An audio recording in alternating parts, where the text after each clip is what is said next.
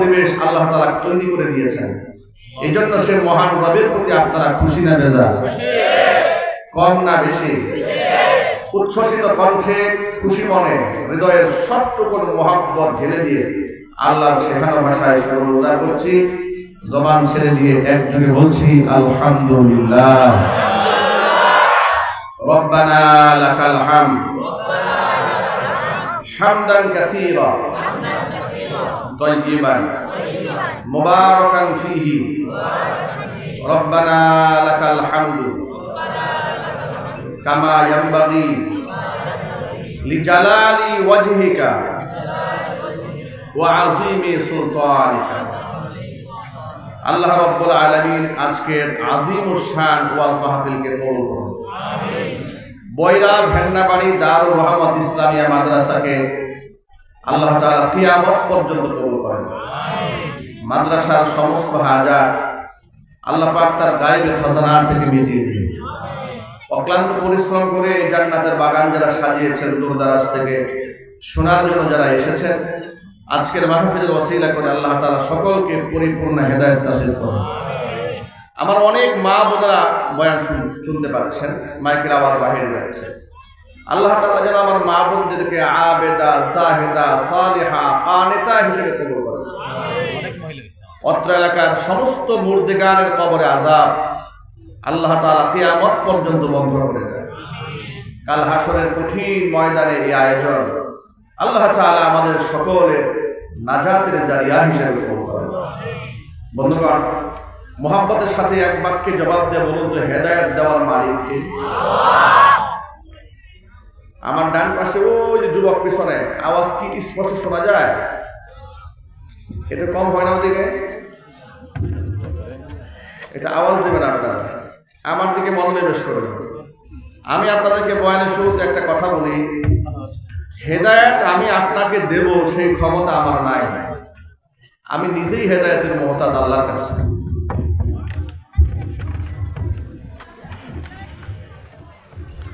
পৃথিবীর কোন আলেম তার পছন্দের ব্যক্তিকে হেদায়েত দিবে সেই ক্ষমতাকে আলেমের আছে না? হেদায়েতের মালিক কে? সুতরাং হেদায়েতের তলব থাকতে হয়। টিউবওয়েল থেকে যখন পানি বের হয়, তখন আপনি যখন পাত্রের মধ্যে পানি দিবেন, তখন পাত্রের মুখটা, বোতলের মুখাটা, গ্লাসের মুখটা টিউবওয়েলের বরাবর ধরে রাখতে হয়, না একটু সরাই রাখলে চলবে? আমার কথা বুঝতে কষ্ট হচ্ছে ভাই? একটু হা না বলতে হবে। আর আওয়াজ যদি না বুঝেন সেটাও সিগন্যাল দিয়ে জানাবেন যে হুজুর আওয়াজ বোঝা যাচ্ছে না। যদি টিউবওয়েল থেকে পানি পড়ে, টাঙ্কি থেকে পানির লাইন সংযুক্ত করা হয়েছে সঠিকভাবে, টিউবওয়েল থেকে পানি পড়ছে, আপনি পাত্র নিয়ে গেছেন সেখানে পানি ভরার জন্য, কিন্তু আপনি যদি টিউবওয়েলের মুখ বরাবর যদি আপনার পাত্রের মুখটা না ধরেন, তাহলে এই পাত্র ভরবে? এই সহজ উদাহরণ যদি বুঝে থাকেন, এই রাত জেগে কষ্ট করে এসেছেন ঘুম বাদ দিয়ে, কিছু নেওয়ার জন্য আসছেন এখানে, ঠিক না ভাই? কিছু নিয়ে যাওয়ার দরকার আছে না? আপনি এখানে বেকার বসে থেকে তো কোনো লাভ নাই। তাহলে আমি অত্যন্ত বিনয়ের সাথে অনুরোধ জানাচ্ছি, মেহেরবানি করে আপনারা অ্যাটেনশন ফাইনাল করেন, মনোযোগকে দৃঢ় করেন, যা আমরা রাত জেগে বসে আছি কিছু শোনার জন্য, বাড়ি কিছু নিয়ে যাওয়ার জন্য। আসছেন খালি হাতে, অবস্থা যেন এমন হয় যে ব্যাগ ভর্তি করে আমার দিনের পরিচালনার খোরাক নিয়ে বাজার পরিপূর্ণ করে আমরা যেন বাড়ি ফিরতে পারি।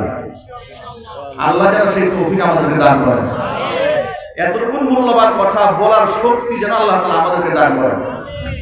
এই কোরআনে কারীমের মধ্যে আল্লাহ তাআলা এত সুন্দর তত্ত্ব উপাত্ত দিয়ে ভরপুর করে দিয়েছেন।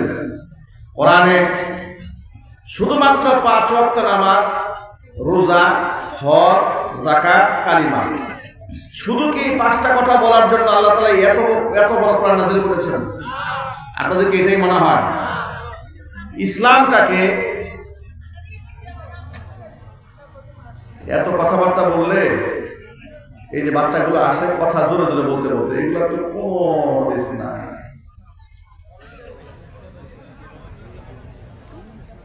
ভলান্টিয়াররা দায়িত্ব পালন করেন, চতুর্দিকে একটু দায়িত্ব পালন করেন যেন আওয়াজ না আসে। একটা ক্লাসরুমের মধ্যে এত কথা বললে চতুর্দিকে আওয়াজ আসলে কথার মনোযোগ নষ্ট হয়ে যায়।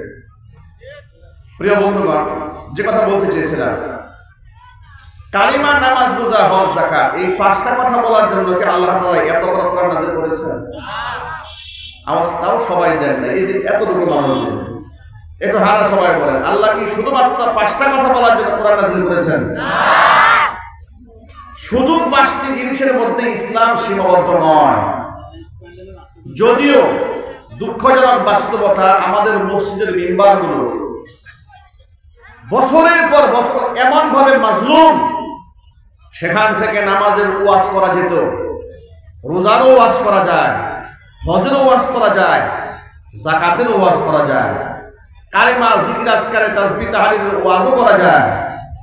কিন্তু সুদের বিরুদ্ধে, ঘুষের বিরুদ্ধে, চুরি ছিনতাইয়ের বিরুদ্ধে যদি কোরআন সুন্নাহর মতামত, কোরআন সুন্নাহর রায় নিয়ে কোনো আলেম কথা বলতেন, তাহলে বিগত জীবনে এমন ঘটনা ঘটেছে, ইমাম সাহেবকে হয়তো মসজিদের মিম্বারে থাকা অবস্থায় কোনো একজন দাঁড়িয়ে বলেছে, হুজুর রাজনীতির ওয়াজ করে দেন, কথা বলেন।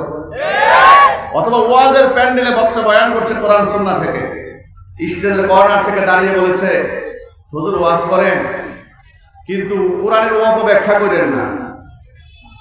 অপব্যাখ্যা মানে কি? অপব্যাখ্যার মানে হলো যে বক্তাকে বলছে অপব্যাখ্যা করেন না, যদি বক্তা উঠে গিয়ে অনেক একটু বসাই দেন, তুই ব্যাখ্যাটা একটু করে যাও, কথা বলে না কেন? তাহলে ওর পায়খানাতে কত দিক থেকে বের হবে খুঁজে পাবে না। কিন্তু বক্তার সাথে এই বেয়াদবি কেন করেছে? ক্ষমতার দম্ভে, অহংকার, পেশি শক্তি, আবু জেহেলের মতো। আবু জেহেল যেমন মুহাম্মদ সাল্লাল্লাহু আলাইহি ওয়াসাল্লামকে বলেছিল, মুহাম্মদ যদি তোমাকে আমি এই বাইতুল্লাহতে সেজদা করতে দেখি, তোমার মাথার মধ্যে পাড়া দিয়া মাটির সাথে দাবাই হবে। আল্লাহ নবী ভয়ে সেজদা করা বাদ দিয়ে দিয়েছিলেন নাকি? আল্লাহ নবী আবু জাহালের হুমকিতে সেজদা করা মোটেও বন্ধ করেননি। তার কারণ আল্লাহ পাক তার নবীকে সান্ত্বনা দিয়ে বলেছেন, ও আমার হাবিব, আবু জাহাল যা বলেছে আপনার ভয়ের কোনো কারণ নাই। ও তো বলেছে তার সঙ্গ সাঙ্গ পাঙ্গ নিয়ে আসবে, লাঠিয়ার বাহিনী নিয়ে আসবে, আপনাকে বাধা দিতে আসবে, এই তো সে বলেছে। কশিন কালেও না। আল্লাহ বললেন, আরাইতাল্লাযী ইয়ানহা আবদান ইযা সাল্লা। আল্লাহু আকবার। আপনি কি দেখেননি ওই জালেমকে, যে জালেম নিষেধ করেছি আমার সেই বান্দাকে ইযা সাল্লা, যখন সে নামাজ আদায় করেছে। আর আইতা ইন কানা আলাল হুদা, আর সে যদি হিদায়াতের উপর থাকতো, আও আমারা বিত্তাকওয়া, যদি তাকওয়া নির্দেশ দিত, তাহলে তার জন্য কতই না ভালো হতো।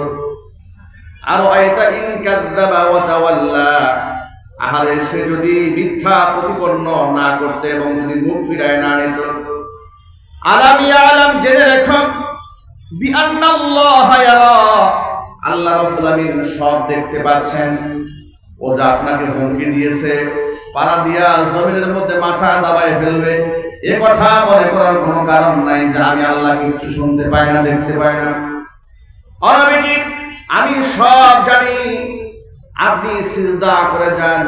কাল্লা লা ইল্লাম ইয়ানতাহি লানাসফা'an বিন-নাসিয়া নাসিয়াতিন কাযিবাতিন খাতিআ ফালইয়াদউ নাদিয়া। আল্লাহ রাব্বুল আলামিন বলছেন, কোশ্চেন কারো নয়, সে যদি তার এই কুকর্ম থেকে বিরত না থাকে, নিবৃত না হয়, ওই জালেমের মাথার চুলের অগ্রভাগে, চুলের গুচ্ছার মধ্যে ধরে আমি তাকে জাহান্নামের দিকে ঠেলে নিয়ে যাব। নাসিয়াতিন কাযিবাতিন খাতিয়া, সে হচ্ছে একজন মিথ্যাবাদী, বুঝের উপর অটল ব্যক্তি। ফালিয়াদউ নাদিয়া, সে তার সাঙ্গ পাঙ্গকে ডাকার হুমকি দিয়েছে, সে যেন ডাক দেয়।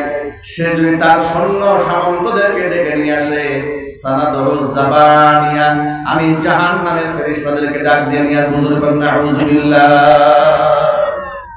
কাল্লা, আপনি ওই আবু জাহালের কথা ভয় পাওয়ার কোনো কারণ নাই। শুনুন, লা তুতিহু, আপনি তার কথা মান্য করে আমাকে সিজদা দেওয়া বাদ দেবেন না। ওয়াসজুদ ওয়াক্তারিব, আপনি সিজদা দেন আর আমি আল্লাহর নিকটবর্তী হয়ে যান। চিৎকার দেন আল্লাহু আকবার। প্রিয় ভাইরা আমার, নবীজি সাল্লাল্লাহু আলাইহি ওয়াসাল্লাম যখন সিজদায় পড়েছিলেন, আবু জাহাল সাঙ্গ পাঙ্গ নিয়ে হেরে যাচ্ছে। আবু জাহেলের সাথে থাকা লোকেরা বলল, ও আবুল হিকাম, জ্ঞানীদের বাবা, আপনি না বলেছিলেন মুহাম্মদ সাল্লাল্লাহু আলাইহি ওয়াসাল্লামকে নামাজরত অবস্থায় দেখলে তার মাথায় পাড়া দিবেন, মতো নামাজ পড়ছে, যান তাড়াতাড়ি। আবু জাহেল আল্লাহর নবীকে নামাজের মধ্যে হামলা করার জন্য দৌড়ে এগিয়ে যাওয়ার চেষ্টা করলো। সামনে গিয়ে আবার হট করে সে পিছনে ফিরে আসলো। এত ভয়ে তাড়াহুড়া করে ফিরে এসেছে, এত দূরে এসে ওই জায়গা থেকে প্রস্থান করেছে, দৌড়ে পালিয়েছে। সাঙ্গপাঙ্গরা হতবাক হয়ে গেল, কি ব্যাপার, হঠাৎ করে মুহাম্মদ সাল্লাল্লাহু আলাইহি ওয়াসাল্লামের সামনে থেকে দৌড়ে পালালো কেন? আবু জাহাল চলে যাওয়ার পরে সাহাবায়ে কেরাম নামাজ শেষে আল্লাহর নবীকে জিজ্ঞেস করে, ইয়া রাসূলুল্লাহ, ইয়া হাবিবাল্লাহ, আবু জাহাল তার সাঙ্গপাঙ্গ নিয়ে এসেছিল, আপনাকে বাধা দেওয়ার জন্য দৌড় দিল কেন? নবী সাল্লাল্লাহু আলাইহি ওয়াসাল্লাম বলেছেন, জাহান্নামের ফেরেশতারা ঝাপটা দেওয়ার জন্য এসেছিল। সে যখন আমার সামনে এসেছে, ভয়াবহ আগুনের দৃশ্য দেখে, বিভৎস এই অবস্থা দেখে সে দৌড়ে পালিয়ে গিয়েছে। রক্ষা করার মালিক কে? আল্লাহ। আরো জোরে বলেন।